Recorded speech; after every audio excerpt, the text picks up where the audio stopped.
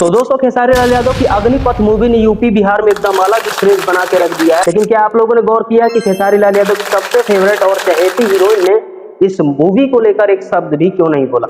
आखिर क्यों इस मूवी को इग्नोर कर रही है काजल राघवानी? चलिए जानते हैं सच, वीडियो पे एंड तक बने रहे। तो नमस्ते प्रणाम दोस्तों, एक बार फिर से स्वागत है आप सभी का तहलका वीडियो में।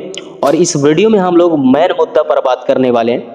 दोस्तों काजल राघवानी ने अग्निपथ मूवी का भले ही किसी सोशल मीडिया प्लेटफॉर्म पर अपलोड ना किया हो पोस्टर कि भाई ये मूवी कैसे है, ना रिव्यू दिया, लेकिन भाई भोजपुरी इंडस्ट्री के गलियों में शोर है, पता नहीं क्यों।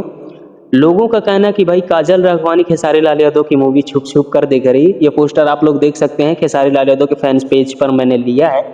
और हो सकता है काजल राघवानी, ये सिनेमा हॉल का पोस्ट है भाई, तो हो सकता है काजल राघवानी चुपके से गई हो, देख के आ गई हो।